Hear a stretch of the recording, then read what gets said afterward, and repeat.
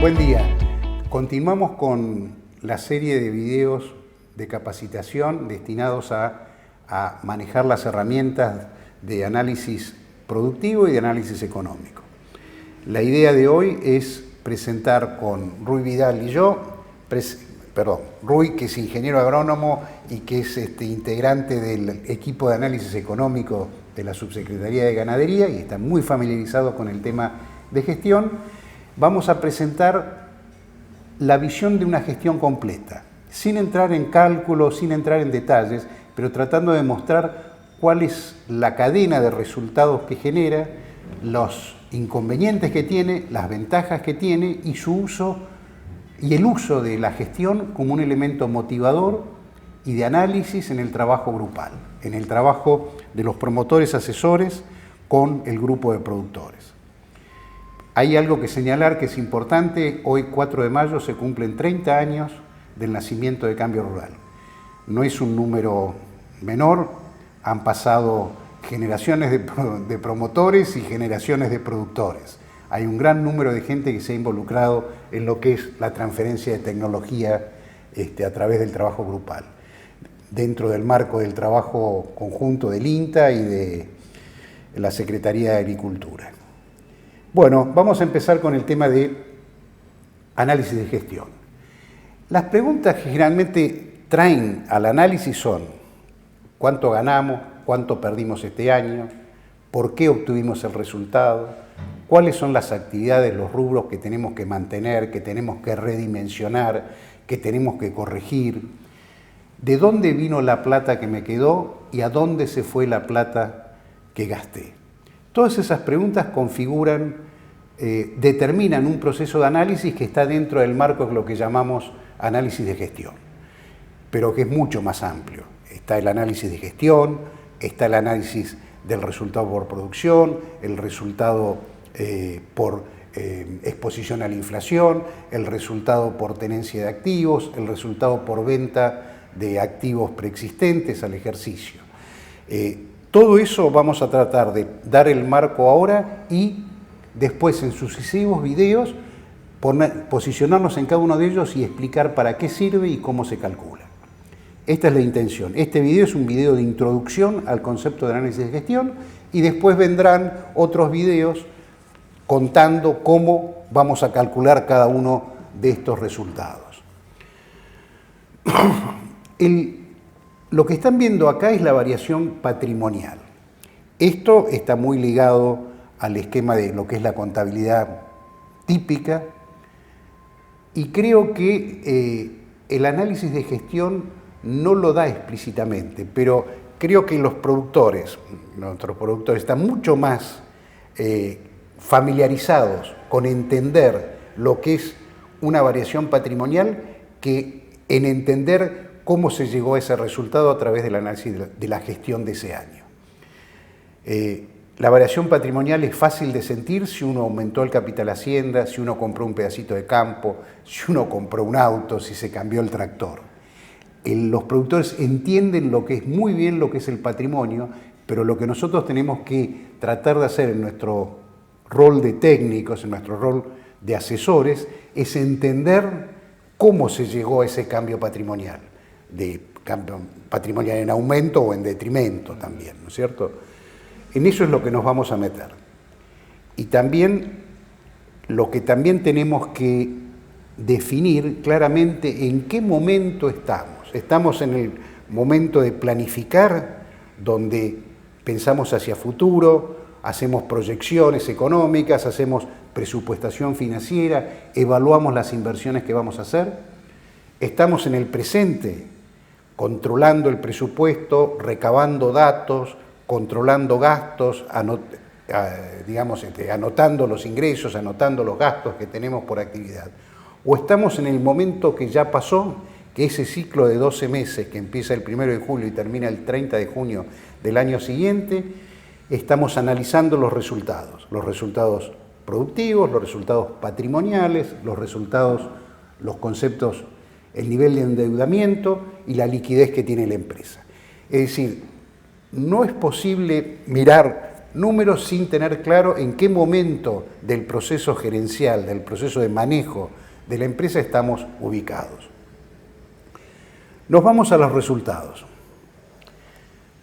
Para obtener resultados necesitamos recopilar los datos de todas las actividades, sus ingresos y sus egresos. Necesitamos imputar esos egresos e ingresos dentro de un marco de un pequeño plan de cuentas. Necesitamos homogeneizar la moneda, que nos va a contar Rui un poco cómo hacerlo, y después tenemos que calcular los resultados. En la gestión no hay cuenta más difícil que la de dividir. Esa es la mayor dificultad que ustedes pueden encontrar desde el punto de vista de cálculo, es la división. Pero las dificultades están en otro lado, las dificultades están en justamente poder recorrer esto. ¿Qué pasa, Alejandro, si hay datos que no tengo o precios que perdí las boletas o el contador no me las sabe decir? ¿Puedo estimarlos de alguna forma? ¿Puedo recurrir a alguna otra fuente? Ahí vos mencionaste un personaje que interviene, está en la sombra detrás nuestro y no lo mencionamos, que es el contador. El contador, generalmente en las empresas agropecuarias, es el que tiene toda esa información, o trata de tenerla, pobre. El objetivo contable tiene poco que ver con el objetivo de análisis de gestión, pero es muy importante, por supuesto, primero desde el punto de vista legal, pero tiene una o dos diferencias que a nosotros nos duele mucho cuando hacemos los análisis, que es, se hace a moneda corriente, y nosotros lo hacemos a moneda constante, y está hecho fundamentalmente para cumplir con requisitos legales desde el punto de vista impositivo, fundamentalmente. Entonces a veces nos distorsiona el tema de la imputación. En lo que vos me preguntaste, así no me voy del tema, yo creo que hay que estimar. Es mejor una buena estimación que la ausencia del dato. Claro. Si yo no recuerdo un precio de venta, le preguntaré a alguien a cuánto vendió en ese momento. O iré a la cooperativa a preguntar a cuánto estaba el trigo, o cuánto estaba el novillo a un consignatario. Pero lo que preguntó Rui es muy importante. Es mejor estimar una buena estimación que la ausencia del dato. No perdamos tiempo en tratar de tener el dato exacto y no obtener los resultados. Gracias, Rui, por el... Bueno, nos vamos a meter en el tema información. Un montón de ladrillos no es una casa. De la misma forma que un montón de datos no es información. Es bastante frecuente ver una gran cantidad de datos en los campos. Papelitos, ahora que está la computadora, Excel, planillas de Excel, llenas de datos, pero la información ¿dónde está? Es decir, nuestro trabajo de asesor es convertir esos datos en información. Debemos tener en cuenta, primero, en la confiabilidad de los datos, la mayor calidad posible.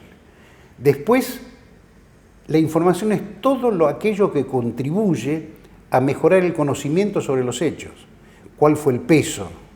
¿Cuál fue el peso de venta? ¿Cuántos quintales salieron? ¿Cuál fue la calidad técnica del grano o del producto? Todo lo que ayude y converja a conocer mejor cada una de las actividades es importante. Y por eso es importante embarcarnos en este camino de análisis de gestión. Sin información no hay análisis posible. Sin información los asesores no tenemos nada que decir, sino compartir un mate, charlar si llovió, si no llovió, etc.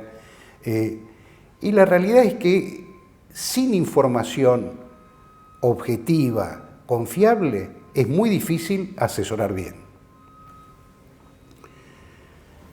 Desde el punto de vista de información, y seguimos machacando esto porque nos permite analizar resultados de actividades. ¿Qué actividad tiene? ¿Cuáles son los ingresos y gastos de cada una de las actividades? Evaluar alternativas de producción, esa misma actividad realizada con diferente tecnología o con diferentes tipos de venta. Eso nos permite detectar los puntos fuertes y débiles de la empresa. Nos permite, no sé si anticipar, pero sí detectar el impacto de las condiciones cambiantes de la economía en nuestra empresa. Y nos permite algo que en lo que realmente tenemos que poner la cabeza que nos da la base firme para poder planificar. Planificar con información cierta. Segundo paso, imputación de egresos e ingresos. Es decir, tenemos que recopilar lo que gastamos y lo que vendemos. Las actividades, el trigo, la lechería, la carne, las ovejas, el girasol, el maíz, estas actividades generan ingresos y costos. La diferencia entre ingresos y costos da el margen bruto global de la empresa. La sumatoria de los márgenes de cada una de las actividades nos va a dar un margen bruto global. El margen bruto global, la palabra margen bruto, con muchas otras palabras que usamos nosotros, ha sido bastante golpeada. En el origen de todo este análisis, el margen bruto era margen bruto de aporte de las actividades a la estructura de administración de la empresa. Es decir, cada una de las actividades aporta un pedacito de ingresos para poder financiar la estructura, la administración, las amortizaciones, los retiros empresariales. Otra palabra bastardeada. Los retiros empresariales se convierten en algo fijo, pero en su origen se llamaban retiros empresariales a cuenta de utilidades. Si no había utilidades, no había retiros. Bueno, con lo cual los retiros empresariales ahora son absolutamente rígidos y no tienen generalmente en cuenta las utilidades. Y los retiros empresariales en empresas familiares como con las que nosotros trabajamos tienen la característica que siempre crecen, como crece la familia. Así que creo que tenemos que empezar a entender ese tipo de cosas. Nos vamos a... Las actividades generan ingresos y costos, pero todo lo otro que no son actividades productivas, la administración y la estructura, también tienen que ver con el funcionamiento de la empresa y tienen gastos. Y no se los puede adjudicar a ninguna actividad en particular porque son horizontales, son transversales. Gracias, Rui, porque no dije lo importante.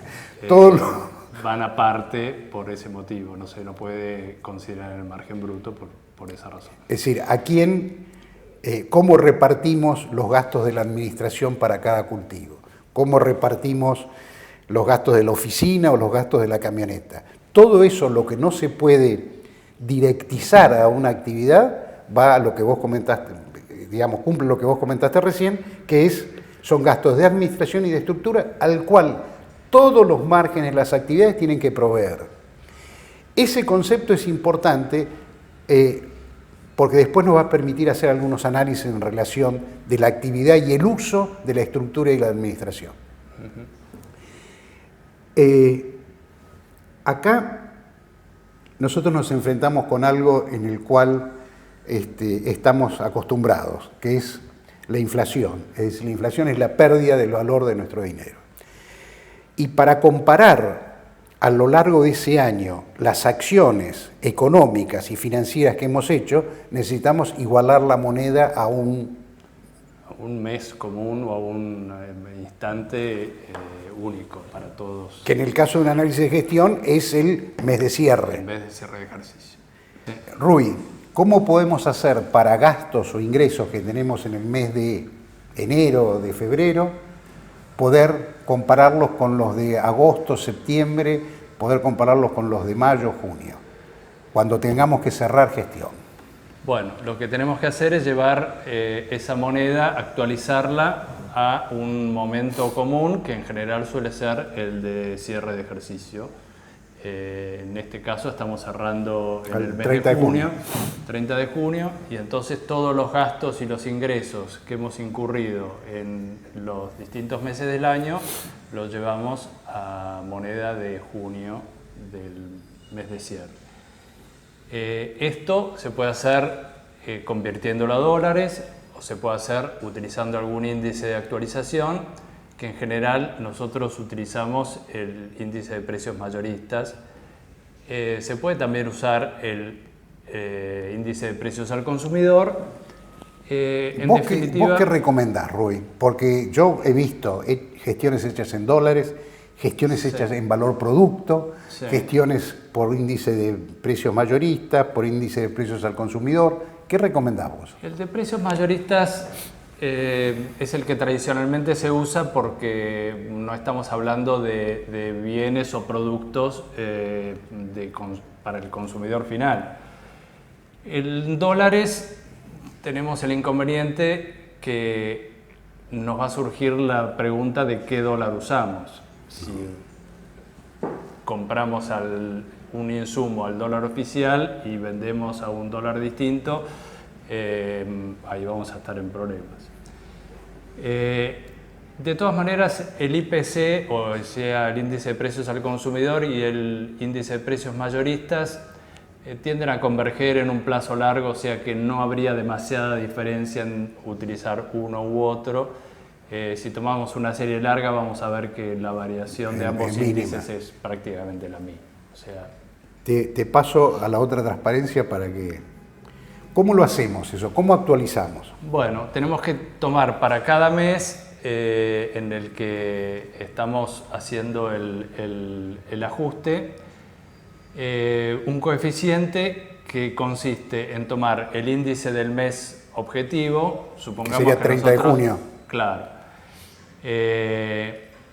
Y lo dividimos por el índice del mes base, que sería el índice, por ejemplo, si yo vendí el trigo en febrero del 21, el índice del mes base va a ser febrero del 21 y el mes objetivo va a ser junio del 22, que es el cierre de ejercicio.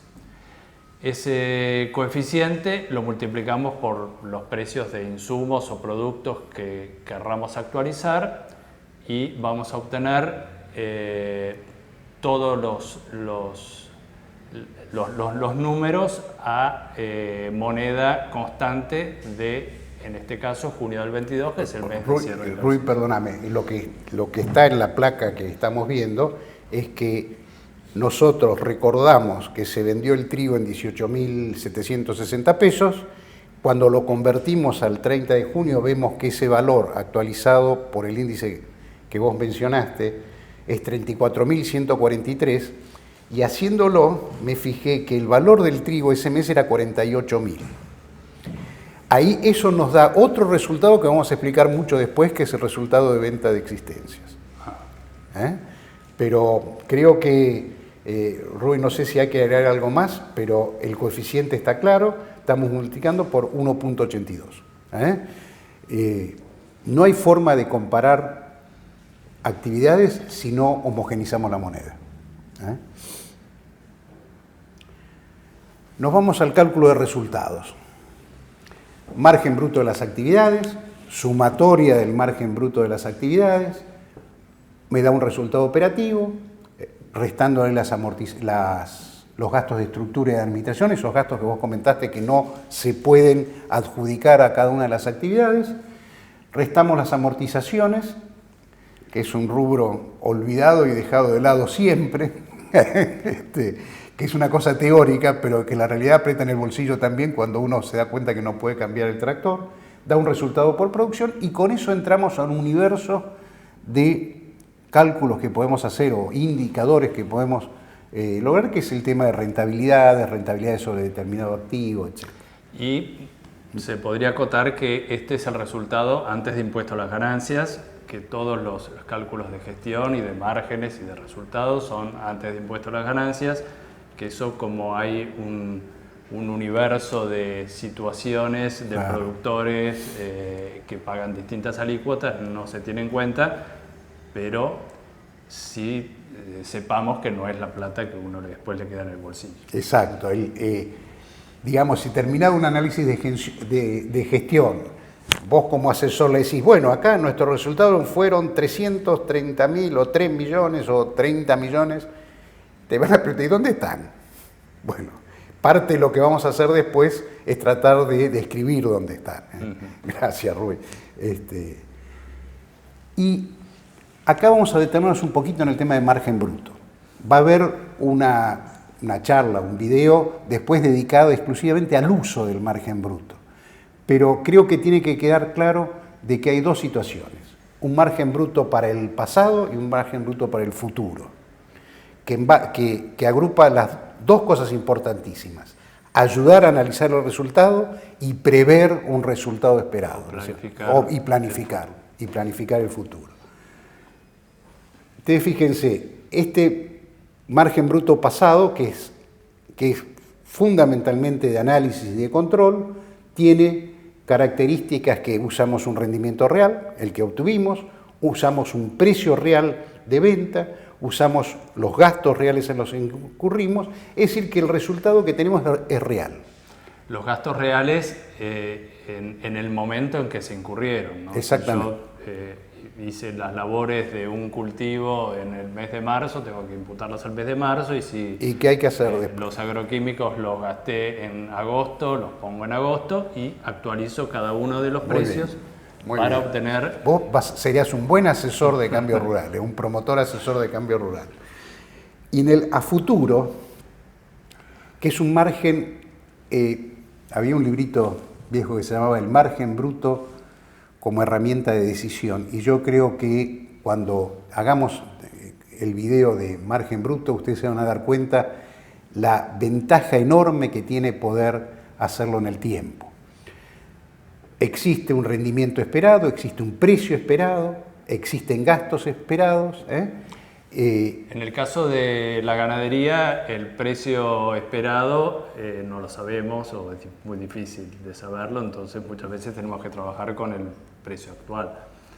Bueno. Porque en la el esperado para poner, que es el actual, sí, porque todos estos valores son... Claro, valores al momento de cálculo, ¿no es cierto? Pero para el futuro, en la agricultura, podemos ir al mercado a término y ponerle el precio que suponemos que va a valer en el momento de la cosecha. No tenemos en el mercado ganadero los precios del mercado de futuros. Esto es mi opinión personal, pero me estoy haciendo estoy perdiendo el tiempo. En el mercado de futuros nos permitiría trabajar en contra de los ciclos ganaderos, porque nos achataría esas curvas que ya explicaremos en algún momento cómo se hacen los ciclos ganaderos, por qué existen los ciclos ganaderos, ¿no?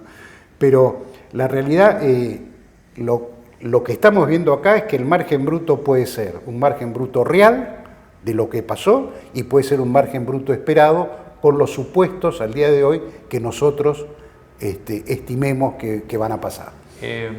Los márgenes brutos futuros para planificar, recordemos que los precios tanto de insumos o de todas las ventas que hagamos van a ser en el momento actual que estamos analizando. Si yo quiero planificar la campaña de trigo, la próxima campaña de trigo, lo voy a hacer, por ejemplo, ahora en el mes de mayo y pongo todos los precios al mes de mayo. Acá no tengo que actualizar ni poner en el mes que se incurrieron porque estoy haciendo lo futuro. Perfecto. Los márgenes brutos agrícolas tienen más sencillez de cálculo que los márgenes brutos ganaderos, porque son actividades que están dentro de cada uno de los periodos de análisis. Vemos ahí en la pantalla rendimientos por precio bruto, pero el ingreso tiene que ser el ingreso neto, hay que sacar los gastos de comercialización. Los costos, labores, semillas, herbicidas, contratistas, etcétera, y los gastos variables, la cosecha, que van a depender de los rendimientos. Eso nos da el margen bruto agrícola. La sumatoria de los márgenes brutos agrícolas nos dará el margen bruto global agrícola. En el caso de los ganaderos, lo vimos en el video anterior, está la complejidad de calcular las diferencias de inventario, las salidas que son ventas o traslados, o las entradas que son ingresos o compras, y eso genera el ingreso neto. Menos los costos directos de la actividad nos va a generar el margen bruto ganadero. Y si tuviéramos la posibilidad de tener separado actividades de invernada, actividades de cabaña, actividades de cría en un mismo establecimiento, tendríamos la sumatoria de ellos, el margen bruto global ganadero de la actividad. El agrícola más el ganadero nos da el margen bruto global de las actividades que nosotros estamos haciendo. Del aporte que hacen a las actividades a la parte indirecta de los gastos de nuestra empresa. Lo que vamos a comentar ahora, Rui, yo te pido ayuda en esto, es las limitantes que tiene el margen bruto. El margen bruto no es una herramienta total, tiene sus limitantes. Lo más importante de conocer las limitantes es para qué lo podemos usar y para qué no. Es una herramienta económica exclusivamente, no contempla el peso financiero de la plata que estamos utilizando. Ni hay que poner el tema intereses en los cálculos de margen bruto como a veces se hacen, porque hay una realidad absoluta. Cuando uno pone los intereses de algo que decidió gastar, lo que está diciendo es que esa plata no tiene otro costo de oportunidad que gastarla en eso. Y si no tiene otro costo de oportunidad, no puede estar en los dos lados, no puede ir a un mercado financiero y un mercado productivo. Entonces, dejémonos de dar vueltas con los márgenes brutos, con intereses, con esto, con el otro, porque no sirve.